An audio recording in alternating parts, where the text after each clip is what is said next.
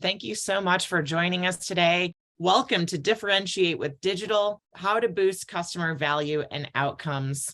I am one of your hosts today, Karen Budell. I'm the Chief Marketing Officer at Totango, and we are really excited to have a special guest on today's webinar from Growth Molecules. I'm joined by Stefano.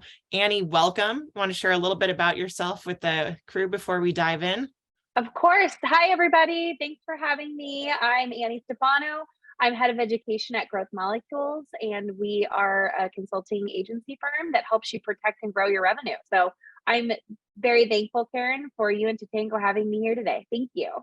Well, we are glad to have you, Annie, and this is a nice continuation of our partnership. Growth Molecules was a sponsor of our Customer Success Summit for Teams event that we had in September this year in Miami. So we got to spend some time together there, and Annie was on one of our panels, which you can find on our YouTube channel. But we're excited today to have Annie here so that we can talk through a little bit more about the customer journey as the product. We're going to get into how you can differentiate with digital. And then Annie has some fantastic takeaways from the Growth Molecules methodology. And then it's over to you for questions. So tee up those questions in the chat, or you can save them for the end. But let's dive right in and why we're all here today. We're all here because we want to join those leaders in customer success, or the pace setters that we see sprinting ahead of the competition, because they've created more loyal customers through their programs. They have low churn rates of around 3%. They're seeing enviable NRR of 125% or more, so really efficient growth. And we're finding overall that they're growing 10 times faster because they're investing in helping their customers onboard smoothly, adopt programs, and really see value throughout their journey. Now, when it comes to journey, I want to just set the scene because we talk about this a lot at Totango, and I know this resonated with Annie after joining our summit. We see the customer journey as a product for customer success and others across the organization to continually optimize and manage and design all those touch points based on changing customer expectations, but more importantly, the data and signals that you're receiving from your customer success programs. So the customer journey, like any good product, should always be evolving and iterating based on what you learn. And if your customer journey is the product, it's really important that you think about that journey being shared across your entire organization. So at Totango, we talk about how customer success is more than a CS team. It's really a company-wide operating model where all of the functions are focused on driving customer outcomes and value. And that's ultimately going to benefit your company through increased customer lifetime value and net dollar retention. But we really look at this as customer success being about the orchestration of that journey. Again, a value-driven operating model, and it's connecting teams from product to marketing to sales, support, importantly, CS. So everyone's collaborating and working together. Now, this is a shift in operating model. Sometimes it requires some transformation and change management. We see a lot of companies following this more linear model on the left, that acquisition approach, which typically results in a handoff from one organization to the other. So what we want to think about today, especially as we talk about differentiating with digital, is how can you bring those functions across the organization together, aligned around a common goal of driving customer value. At Totango, we like to think that we make this easy for you. Your customer journey can be managed very visually and easily through our composable customer success platform. So it's all about how can you quickly see that day one in value, either by signing up through our freemium product at totango.com, but more than that, day one value is about how you're able to shape to your business needs and have your CS programs grow and evolve with you as your programs grow, as your business grows, and as you grow your customer base. So it's not about having a rigid solution. It's really about modular assembly, the ability to see each element of your program, drag and drop, and design and iterate that journey as you learn. So before I hand it over to Annie, just want to share a little bit more about what we mean when we say composable customer success. And it really is about this outcome first modular approach with embedded intelligence. So it's all about modular building blocks, the ability to have that unified design and run in one system, as you saw from the previous slide and the snapshot of some of our UI.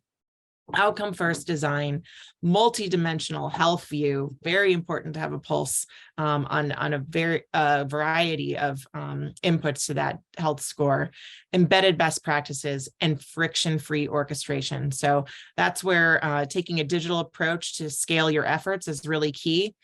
And with that, I'm going to hand it over to Annie to dive deeper into how you can differentiate with digital. Thank you, Karen. And I know some of you had also hoped to see Amelia today. Unfortunately, she's out. So hopefully I can fill in her shoes with our topics on journey mapping and the digital experience. So we start with this question. Actually, do we have a poll right now? I think we do before we dive in. Yeah.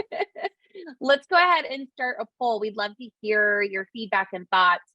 Do you already have a customer journey? So yes, no, or I have no idea. I don't know what that is. We'll give everyone just a minute. Yeah. Yeah, absolutely. So for some of you joining us today, you may be thinking this is kind of an odd question, but believe it or not, customer journeys are still something that is very much present in a lot of industries, all the way from Series A through you name it, where they may not have a journey or they don't have it honed in as strategically as you'd like. So the next couple of minutes, we'll be talking about where you can get started with that or where you can better refine it. So let's go ahead and maybe check on the results and see what we have. All right, so the majority of you have a journey. Some of you don't, and some of you are not sure. That's great, perfect. So these next few pieces may be helpful to you as you start thinking about your journey and how it's relative to you. So as we start answering that question, first you want to think about where you are. So whether you have one or you don't, we like to think of, and also at Totango, this was very much shared and it really resonated with me, of course, was the 70-30 rule. We often strive for perfection. It doesn't necessarily help us though. So with a customer journey, you need something because then you're just flying blind or supporting your customers blind. The 70-30 rule, or the idea for scorecards or even journeys, is that if you wait for perfection, nothing will get done. So get about 70% of what you can at least hone in and see in the customer's path with your products or services, leaving room for the remainder 30%, because you are meant to tweak and alter and look at this journey consistently so that you can best serve your team in understanding the customer's needs. My favorite saying, and as a former director, my teammates could tell you, I always say go slow to go fast. It's hard if you're impatient, and we tend to be very instant. However, this is a benefit for us because the slower you go at first to really hone in on what's happening, the faster you'll go in the end. And our job is to adjust and pivot anyways, because we are servicing customers and their needs, and our products and services pivot quite often. So really perfection lies in this process. So give yourself the benefit of a 70-30 rule when you're looking at your journey. And when we look at, this idea of a successful journey building with tools like Totango, you want to make sure that you're doing an interactive and collaborative approach.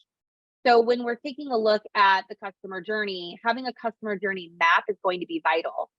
Some of you, based on your poll answers, you're probably the first image on the screen where it looks kind of like a whiteboard, a brainstorm. Maybe that's what you've got, and that's perfectly okay.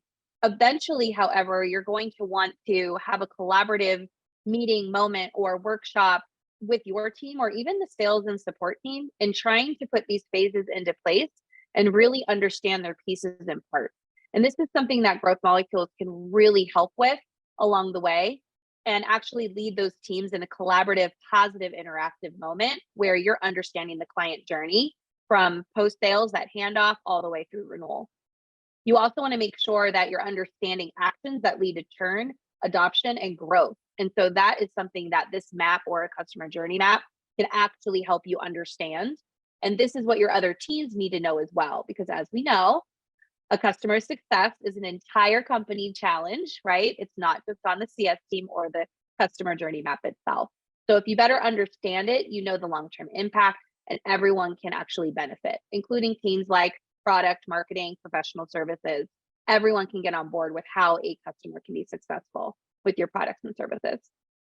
We also know that our leaders and on a company level, we want to look at business outcomes and how we measure success.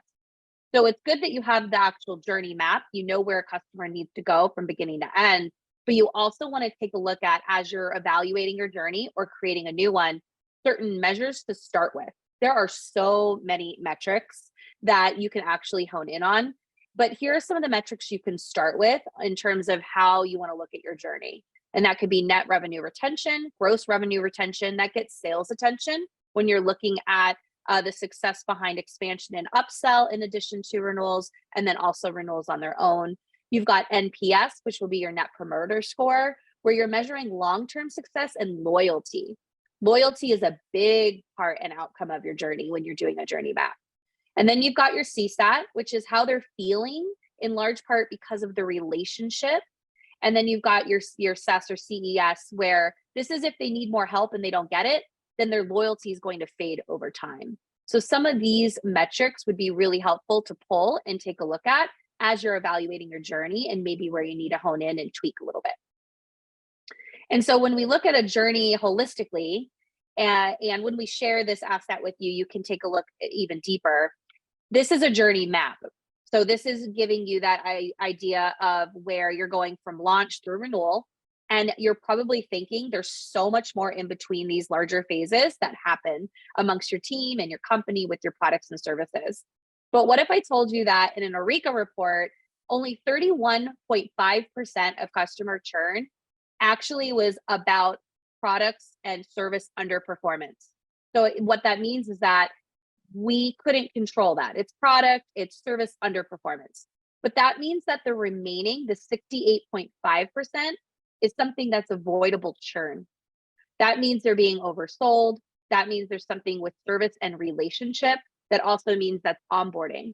That is all we can actually control by way of thinking of the customer journey map and the digital experience. So definitely something to think about. Hit home with me.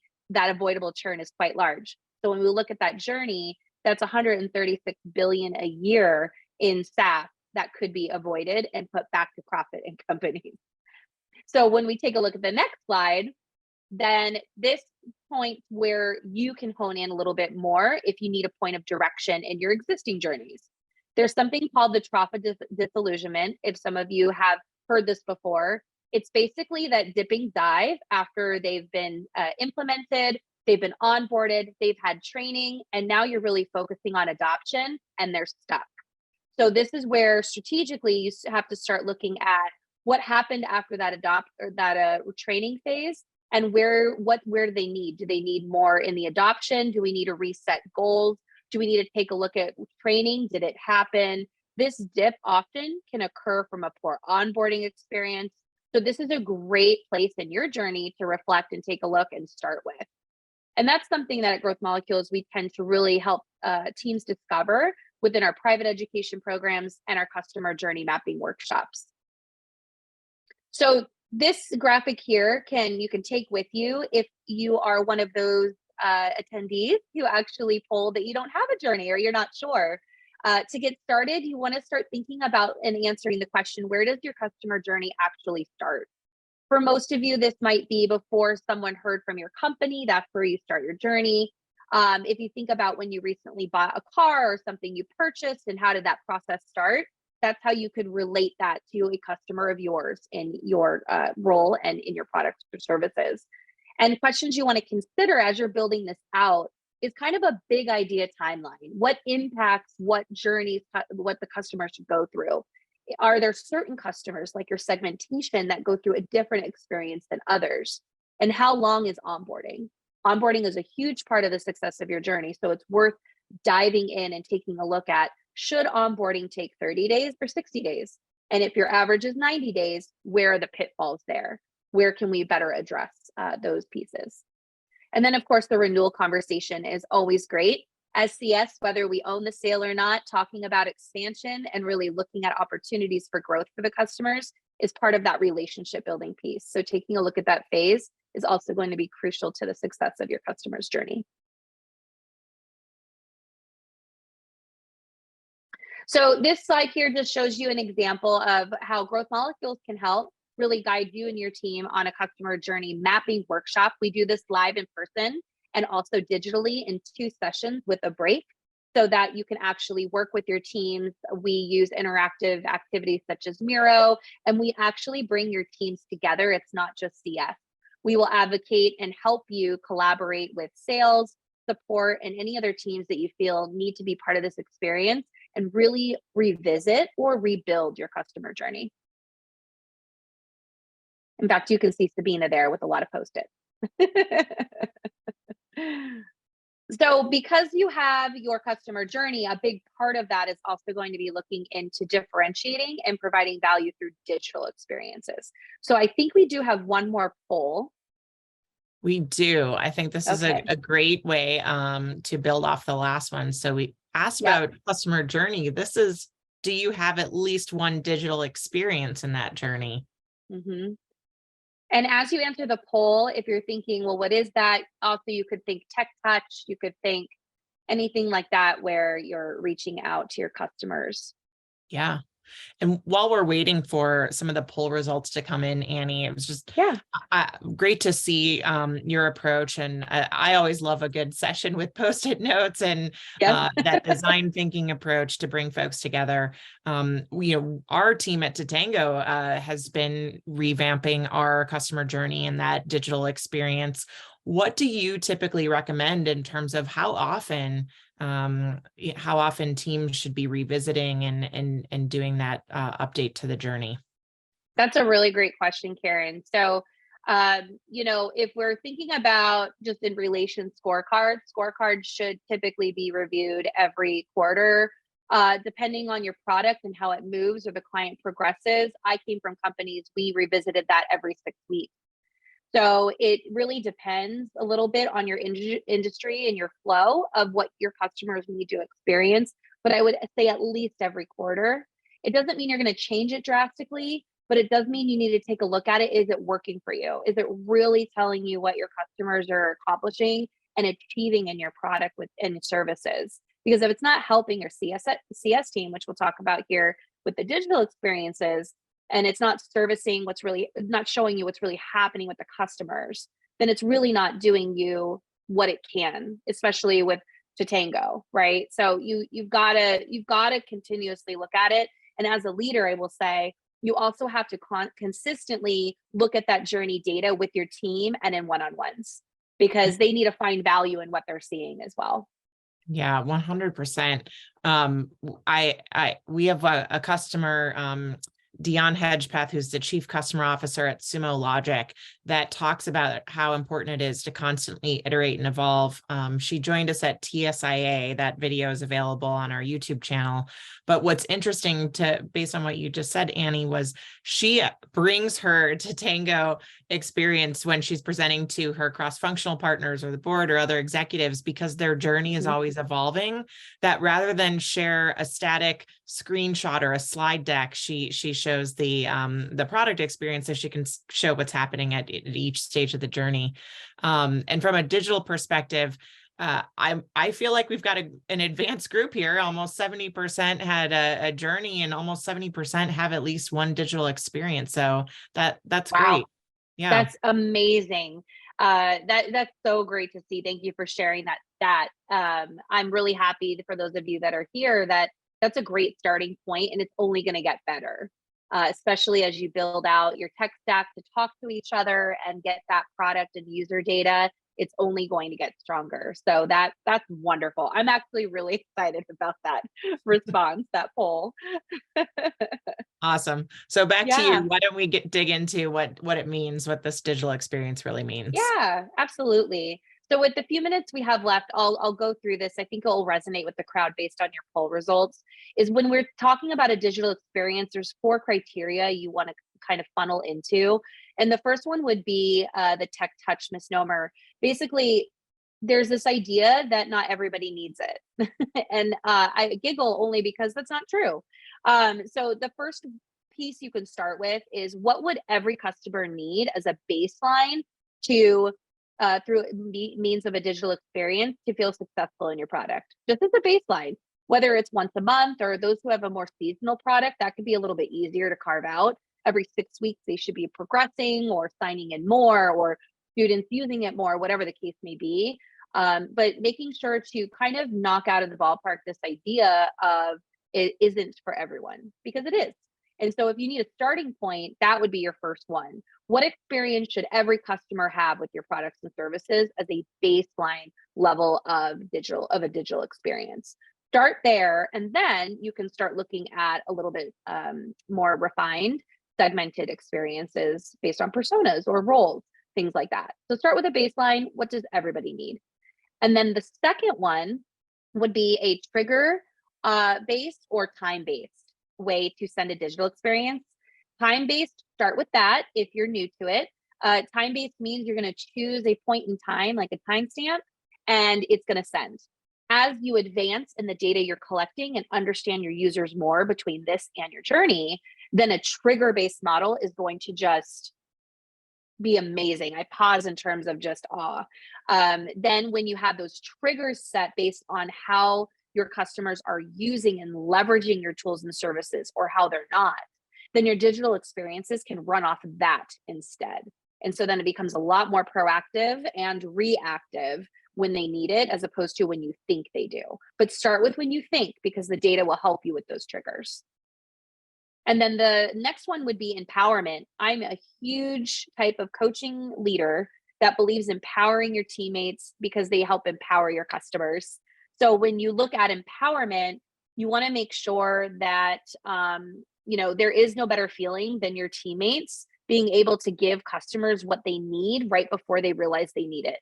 And so having digital experiences this strong will definitely make your team feel more empowered to build advocates out of your customers, make them strong users. We call them power users, right? But also too, it will crush this notion of outreaching and bothering clients, because now your outreaching is strategic and intentional. You can have more data behind what it is they need when they need it, and the conversation, where as a CSM, there's no guessing. I can definitely know what I want to do and what I want to talk about. And then the last component that you want to take a look at is talking about personalized outreaches, because customers are 84% more likely to respond or engage with you when it's personalized and it's about them. And it's not just making sure their name is in the beginning of the email. It is definitely also because it's about their use. It's intentional about what they clicked the other day that shows insight to you. So because you are going into customers, their use, their needs, what they should be striving for between the journey and the digital experience, the support and service becomes more personal. And therefore the relationship becomes more, the foundation of the relationship is built much stronger.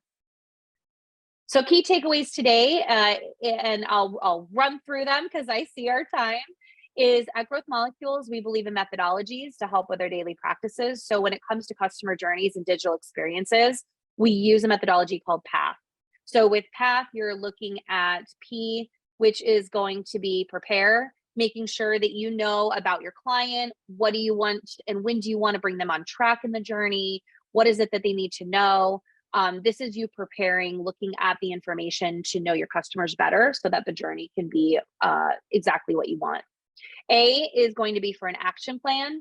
This is your outline. This is your whiteboard. This could be Post-its thrown on a wall, whatever you or your teammates need to start getting out your information and identify. This will help you identify and create goals as a team that will ultimately lead to building your journey.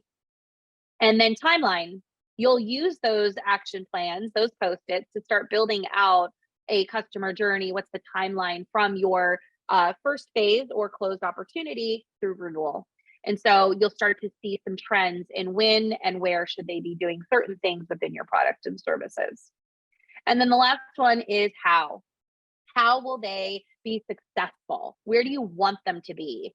And again, this can be measurable and it's action orientated. So P.A.T.H will help you get your customers right on track and your customer journey really reflecting what it is that you would like to see for success. Thank you all for joining from across the globe. Really appreciate you tuning in and hope you have a wonderful rest of your day. Thanks, everyone. Thank you. Thanks, Karen. Thank you, everybody. Thanks, Annie.